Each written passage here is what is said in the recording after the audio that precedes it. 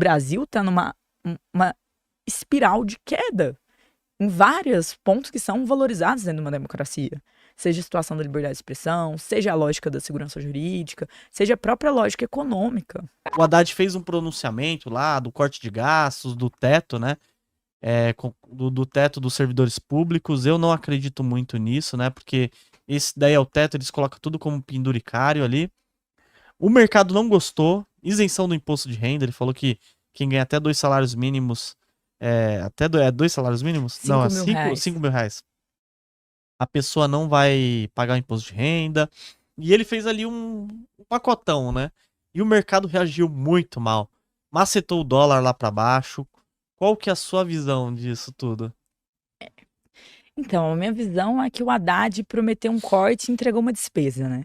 Porque, no final das contas, é importante ressaltar que ao longo de todo esse ano, este corte de gastos foi solicitado, foi cobrado, não só pelo mercado, mas também por uma oposição que está consciente de que o endividamento público do Brasil, ele está correndo à solto. Sim, a nossa dívida está crescendo muito. E por que a nossa dívida está crescendo muito? Porque fazer graça com o chapéu dos outros é fácil. Nossa, maravilhoso. Então, assim, para aumentar a popularidade do governo, eles estão fazendo medidas, eles estão fazendo determinadas obras, eles estão abrindo alguns programas sociais. Só que de onde vem esse dinheiro? Esse dinheiro não nasce em árvore. Esse dinheiro é fruto de um endividamento público brasileiro. E aí, o que acontece? Veio aquela discussão ali do arcabouço fiscal, que foi a ideia incrível do Haddad, incrível no tom irônico aqui. Ele prometeu um arcabouço, teve gente que chamou de calabouço fiscal. E aí ele prometeu isso. E o planejamento era que seria déficit zero. Temos déficit esse ano. Temos um déficit, se eu não me engano, de 0,3. Então, o déficit, ele não está sendo... Nós estamos num momento de déficit público.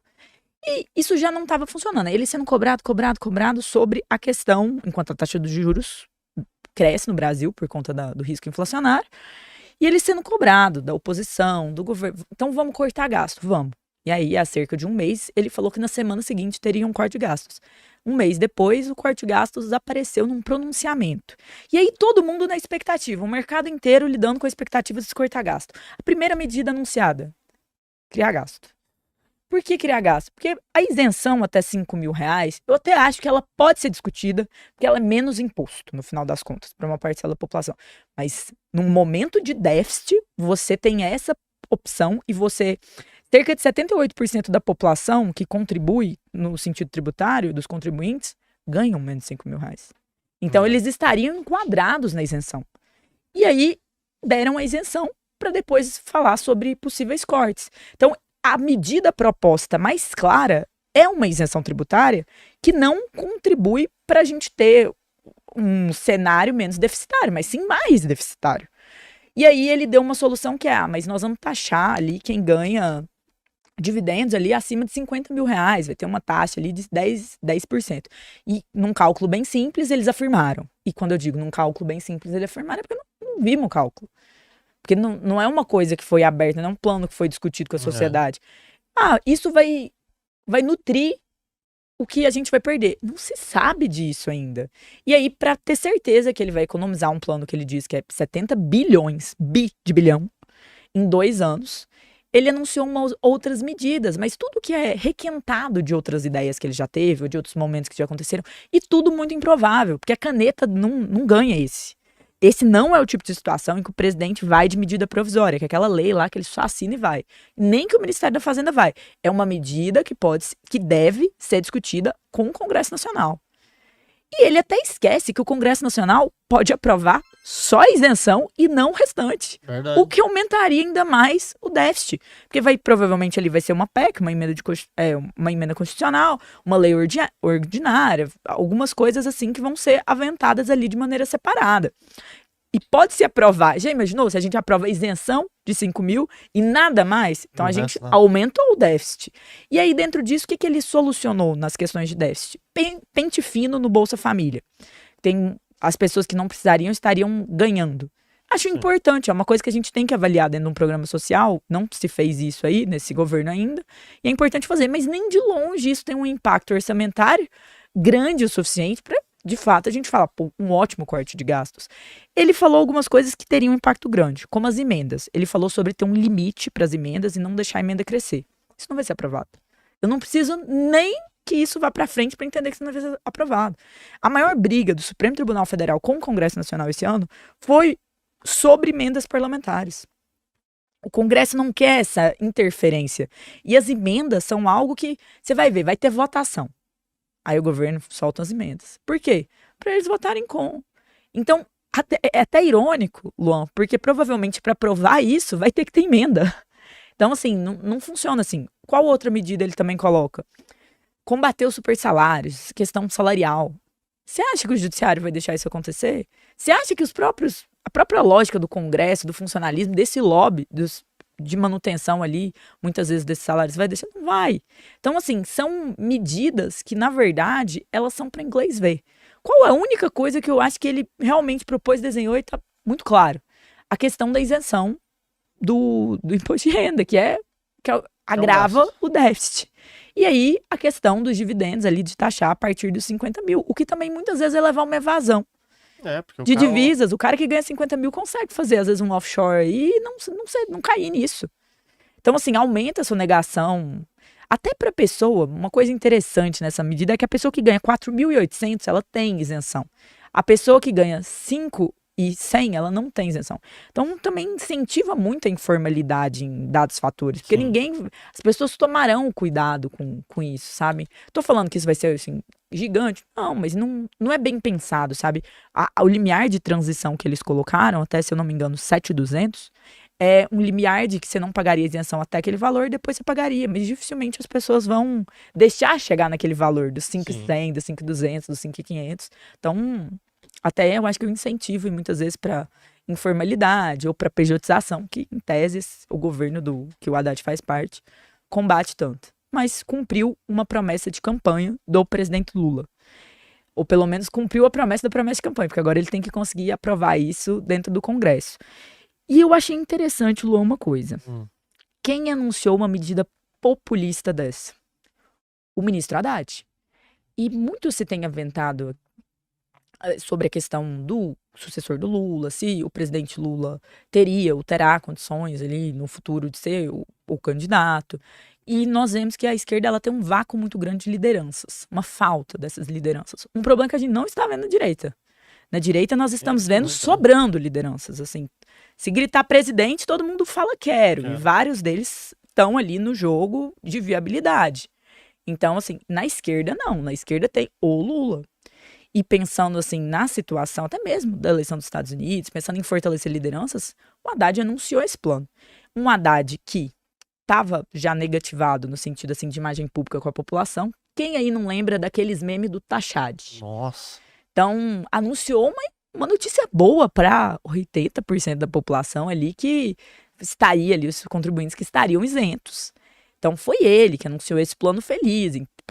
Pegaria bem para o presidente Lula anunciar isso. Então, foi o ministro da Fazenda que anunciou. Então, isso já abre uma discussão sobre por que o Haddad teria sido ali escolhido e não o Lula, se é para fortalecer a imagem dele, se for para fortalecer ele é porque estão pensando em 26.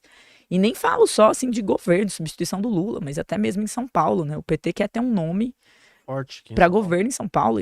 E assim, Guilherme Boulos não é uma opção. Eles viram isso nas urnas nessa eleição aí da prefeitura. Então, é toda uma situação que é muito complexa, porque esse ano, gente, o título aqui é 2025, né? Esse ano de 2025 que vem e 2026 são os anos que a população genuinamente se lembra de um mandato. Ninguém lembra do primeiro e do segundo ano, não são anos tão importantes. Se as coisas funcionam nos 2 últimos anos, é melhor. Então, assim, por isso que eles jogaram essas medidas talvez mais populistas para agora. E eles deixam a oposição numa situação que é o seguinte: quem quer ser lembrado por não dar a isenção? Quem que quer ser lembrado por não concordar de quem ganha 5 mil reais, até 5 mil reais, não ser isento? Num ano que falta ali 1 ano para eleição. Faltam 1 ano e 6 meses para eleição, às vezes. Então, isso é uma jogada também de popularidade. Certeza. E dentro dessa jogada de popularidade, eles estão tendo que lidar com o dólar que bateu R$6. É a maior alta histórica desde o Plano Real. Passou o ano de 2020, quando a gente teve ali no, se eu não me engano, 5,97. E aí, o que significa? Às vezes as pessoas falam, mas ninguém come dólar. Não come dólar, não. Você acha que seu pão vem da onde? Você acha que não existe uma correlação entre os medicamentos que você toma e a importação dessa medicação? Muitos remédios no Brasil são importados. Então tem o preço ali marcado em dólar. Então tem muita coisa. O dólar influencia em tudo. Se o dólar aumentou, o preço do supermercado aumentou. Se o dólar aumentou, o preço do combustível aumentou. O preço das coisas dos seus produtos usuais vai aumentar. Então existe um impacto negativo além da desconfiança que se está tendo em relação a esse governo. O mercado está assustado, né? Assim, sei que aqui nós temos muitas pessoas que são investidores, que acompanham esse canal de muito sucesso nessa área e que agora vem, quem apostou no dólar é a única pessoa feliz no Brasil hoje. Porque no final das contas, é um dólar de R$6, né? Faziam piada com isso em governos passados. A própria esquerda chegou a fazer piada com isso em governos passados. E agora o dólar bate R$6. E a gente que toma na cabeça, né? Porque tudo fica mais caro mesmo, né? O dólar a R$6, igual você falou. Só o combustível já impacta tudo, porque tem todo o rodoviário, né? Que é impactado, o frete e tudo. E realmente é muito ruim aí o dólar a 6. Com esse governo eu não vejo melhoria. Você vê melhoria pra 2025, Jess? Sendo sincera, hein? Eu sou uma otimista de coração, mas uma realista ali na excelência. Eu queria que houvesse melhoria. Muita gente, quando a gente está analisando, pensa, você está torcendo contra o governo. Não, eu estou torcendo 100% a favor. Eu rezo para o ministro Haddad tomar as melhores decisões possíveis. Porque eu não quero que o meu país e o meu povo sejam prejudicados. Então não torço para absolutamente nada dar errado. Eu espero que tudo dê certo. E eu queria estar aqui fazendo uma análise de como o corte de gastos foi bom. De como ele se dispôs a mexer em setores e em situações densas e tensas. E como existe uma probabilidade maior desse corte ser aprovado no Congresso. Como as coisas vão dar certo. Mas quem não me deixa fazer isso não sou eu. Sou honesta intelectualmente. O que não me deixa fazer isso é o fato que isso não aconteceu. A gente queria que acontecesse, a gente torceu para acontecer, mas isso não aconteceu. E aí eu olho para um 2025 e com essa medida do imposto de renda, da questão da isenção, já olho mais preocupada. Porque nós vamos ter ali um universo de modificação na economia global. O Donald Trump tem uma política econômica muito diferente do governo democrata, então ele tende a ser um tanto quanto mais protecionista. Por ser a economia dos Estados Unidos mexe na escala geral, China, como os agentes ali, os países acabam lidando com isso. Então tem muita coisa que está num cenário de incerteza. E aí, concomitante a isso, a gente tem um governo cada vez mais endividado, que acaba batendo em questões como credibilidade. Nós temos um país onde a insegurança jurídica ela não é regra, ela é lei. É absurdo o nível de insegurança jurídica. A situação do X com a Starlink, né, que houve-se a quebra ali da lógica de separação das duas empresas, prejudica muito. Tem um investidor muito famoso, um dos maiores do mundo, Bill Ackman, que ele chega a falar que o cenário de insegurança jurídica, que é a situação do Twitter, do X, com a Starlink, quando eles passam a dívida para a Starlink, atrapalha os negócios do Brasil a nível global. E não é porque o cara gosta do Elon Musk. Não. É por um cenário que se eu tenho uma empresa forte no mundo e eu tô levando ela para um lugar, eu preciso de um nível de estabilidade bom para colocar minha empresa naquele lugar. Ou eu não vou levar, ou eu vou levar para um outro país que tem um nível, uma segurança jurídica maior. Então, assim, o Brasil tá numa espiral de queda em vários pontos que são valorizados dentro de uma democracia. Seja a situação da liberdade de expressão, seja a lógica da segurança jurídica, seja a própria lógica econômica. Então, a gente não está cortando, mas a gente está gastando muito. E por que eu acho que vai piorar? Porque quanto mais chega perto da eleição, mais populistas políticos ficam. Mais propensos a criarem planos mirabolantes que deixem eles em bons lençóis são feitos. Porque no final das contas, a eleição... Estranho falar isso, mas a eleição de 2026 começa em 2025 já. Já começou, Já começou com esse pronunciamento. E ela já começou e agora as pessoas elas vão ter um interesse. E eu não tô falando aqui só do presidente da República. Tô falando de todos os agentes. O cara que é deputado vai ter esse interesse. O cara que é senador vai ter esse interesse. O cara que é presidente, governador, deputado estadual, todos vão. E as pautas acabam, se você for olhar, as pautas de mais verba, de mais gastos, elas costumam vir nos 2 anos finais. Verdade, a exceção é eu acho que o Michel Temer, mas assim, é que não tinham interesse em reeleição, em concorrer. Mas, majoritariamente, mesmo se eu olho ali, governo Fernando Henrique, onde eu vejo uma expansão maior dos gastos? No final do último ano de mandato. Governo Dilma, governo Lula anterior, governo Bolsonaro, também. Então, assim, é um momento onde você não quer que as pessoas se revoltem, você quer que elas gostem. E aí é a política velha, boa política, pão e circo, muitas vezes. E isso aumenta o endividamento.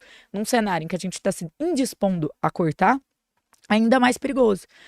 E um outro ponto que me deixa, assim, assustada é que o Brasil está vivendo uma briga de lados muito violenta, né? Então, assim, a polarização, a imbecilização na política está muito alta, né? As pessoas estão sendo extremamente idiotas umas com as outras, né? Você discorda de alguém, você xinga, você briga, você fala fuck you. Falta um pouco de decência no trato político. Isso me revolta muito, porque eu trabalhei em Brasília. Nossa, trabalhou lá? Gente? Trabalhei lá em Brasília. Na hora do vamos ver, os caras parecem se odiar. Na hora que desligar a câmera, muita gente dá a mão, toma um cafezinho e vai pro restaurante. E quem sofre com isso? A população, que às vezes é pai brigando com o filho, é mãe que não conversa mais com o filho por uma discussão política, é criança que acha que é revoltado, que, meu pai é fascista, e tá lá o Boulos apertando a mão do fascista e tirando foto. Então, assim, o ódio na política ele é um processo em ascensão, na minha perspectiva. E isso só faz as pessoas serem mais avessas a cada vez mais discutirem os fatos. Qual que é a desculpa pro dólar de R$6? Imagino que tem, às vezes, pessoas na esquerda que vão falar, mas o Haddad... Gente, não tem desculpa. Tá R$6. É um absurdo. O plano não é bom. É fato. É só ler. Até não daria para ler ontem, né? Porque ele soltou antes o pronunciamento do que o texto, mas hoje já tá sendo possível. Mas assim, se você vai olhar, se você vai fazer as contas, você vai ver o que ele propõe, improvável passar. Até porque não é uma medida, como eu disse, que ele tem poder de o presidente da República simplesmente colocar. É uma coisa que vai ser discutida. Então a chance do erro disso aí acontecer, de piorar a situação, é assim, muito alta. E isso explica o mercado tá reagindo assim e o dólar subindo. Então assim, eu fico encabulada com gente que hoje vê o Brasil por uma lente que é puramente ideológica, que é puramente assim. Eu vou concordar com isso, eu vou dizer que foi um bom trabalho do Haddad, por quê? Porque eu gosto dele. Porque eu concordo com essa lógica política. Não faz o mínimo sentido, que é a mesma situação dos processos judiciais que muito se fala, né?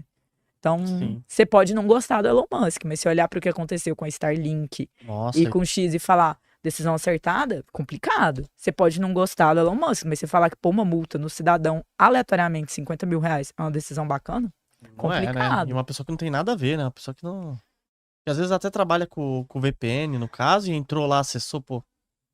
Para analisar ações, BDRs, fundos imobiliários, acesse a plataforma do Investidor 10. Inclusive, para você gerenciar a sua carteira, saber quantos de dividendos você vai receber. Inclusive, eu deixei a carteira da minha filha, a Laurinha, ela tem 3 anos e já invisto para ela. Todos os ativos tá no link aqui embaixo.